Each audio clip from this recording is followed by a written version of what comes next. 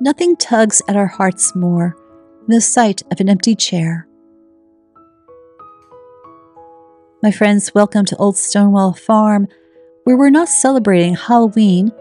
Rather, we are ushering in a month of remembering with a 3-day celebration known as Hallowtide, starting with All Hallows Eve on October 31st, and then November 1st, All Saints' Day, followed by November 2nd, known as All Souls' Day. While the world has forgotten the importance of these 3 days, focusing more on scares and frights, this was a time to remember loved ones who went on before us. The tradition was to go to a cemetery and decorate the headstones, and then stay for a bit to talk to our loved ones, and perhaps wipe away a tear or two. Later that day, the family would gather and set out an empty chair in front of the fireplace. They would then put out cider and porridge, and then bank the fire for the night. Before going to bed, they would read Psalm 129. Another tradition was known as souling, where people would go from door to door asking for a soul cake, which is like a tea biscuit. And they would say, "Soul, soul, an apple or two. If you haven't an apple, a pear will do. 1 for Peter, 2 for Paul, 3 for the man who made us all." Yes, this was the precursor to trick or treat and getting a piece of candy in your bag. I like the idea of soul cakes, and I made a whole bunch this year, and they were quite delicious, along with my roasted apples.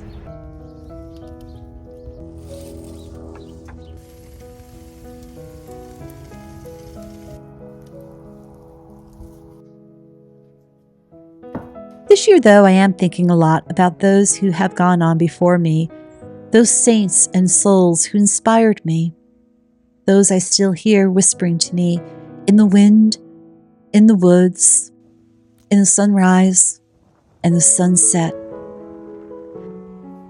There's so much more to this season than carving out pumpkins, which, by the way, always weren't orange pumpkins, but rather turnips.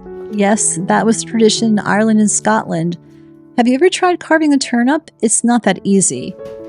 But the old legend goes of the story of Stingy Jack, who liked to play tricks on people, including the devil. When he died, he was barred from heaven and hell, so the devil gave Jack a burning ember in which he put into a hollowed-out turnip. And Jack spent eternity roaming the marshes with this lighted-up turnip. And that is where we get the tradition of jack-o'-lanterns. But you could thank Washington Irving in his tale of Sleepy Hollow, in which we now have the iconic orange pumpkin. It was the headless horseman who threw at poor Ichabod Crane a flaming pumpkin right at him. As I looked at my pumpkins this year, I found that I was at a loss for what inspirational message to carve out of them. Since 2020, I've been carving inspirational messages out of pumpkins and placing them on Sophie's Hill and lighting them up at night. First year was Be the Light. Last year we had Be Still. And then there was the year in which I wanted to say that love is the way, but my neighbor's cows kept getting in the way. When I had more chickens, they had to come on by and try to help me. Here, though, I couldn't quite think of an inspirational message. And that's when I remembered the very first year I carved out a heart in a pumpkin. And I was inspired. What if this year I recall all the love of my ancestors, all the love of those who have told me and taught me and showed me how to love? What if this year the message to inspire us all was something that we really need to hear?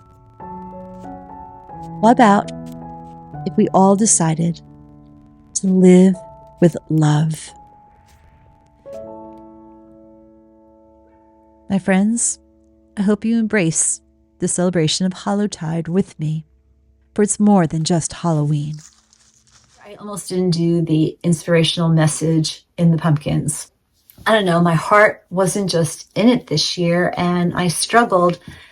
And then the more that I struggled with it, the more I struggled with, why am I feeling this way?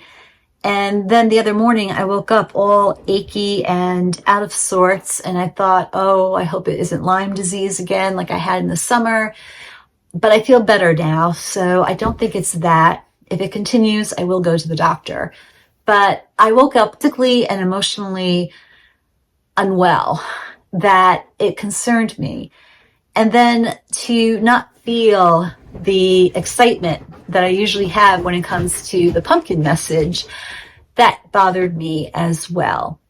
And I think when it comes right down to it, I think what I'm suffering from is world disease or world sickness. I've had enough of the world, to the point where I almost didn't do the message in the pumpkins.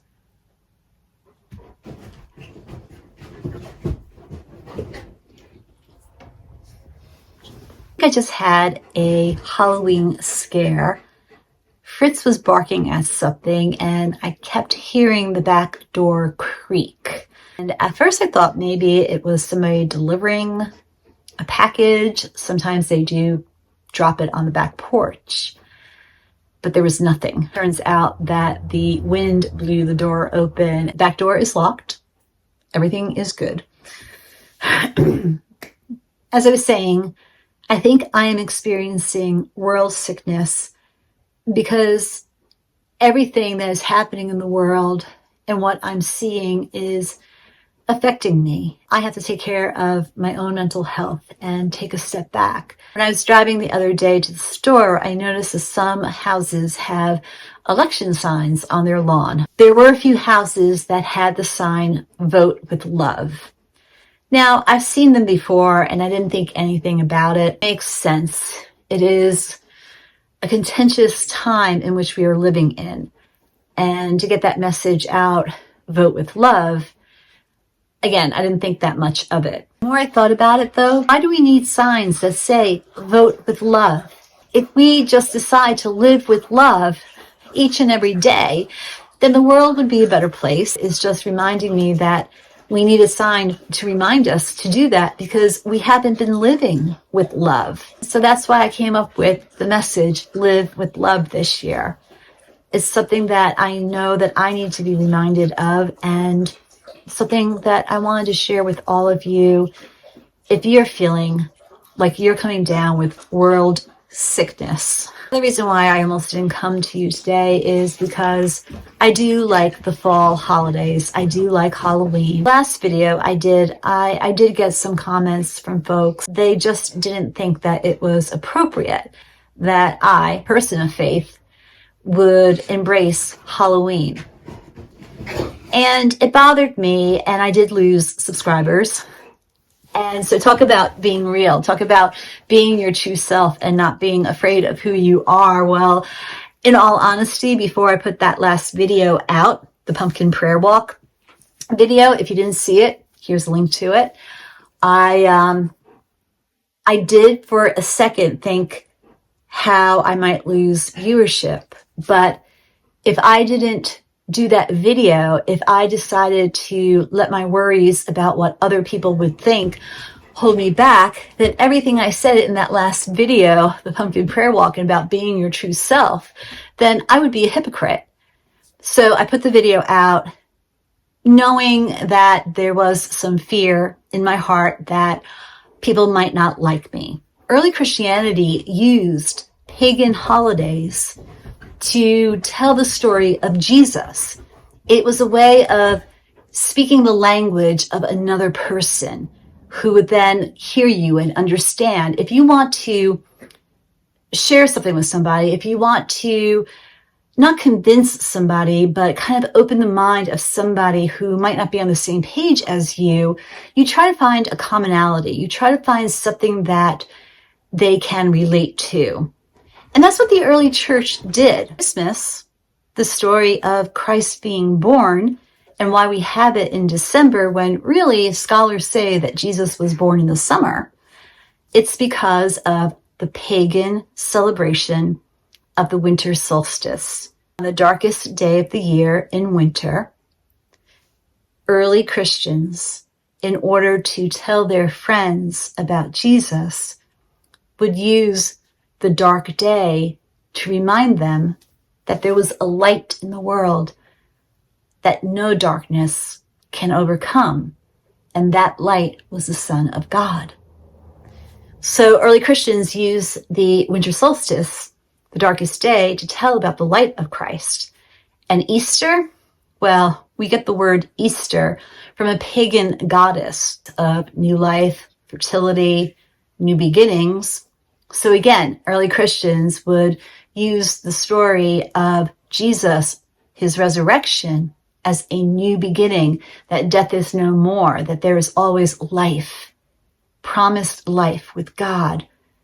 And so they use that story of Easter, a pagan goddess, spring, new life, to enter into a conversation with those who didn't believe and share about Jesus. Now, Halloween is basically All Hallows Eve. The church, sometime in the 8th century, I believe, maybe a little bit earlier, made November 1st All Saints' Day, a day to remember all the saints, and then later included all the people who died. It was a day to remember those who have gone on to become the great cloud of witness that Paul speaks about in the Bible. November 1st was All Saints' Day, and then November 2nd sometimes is All Souls' Day.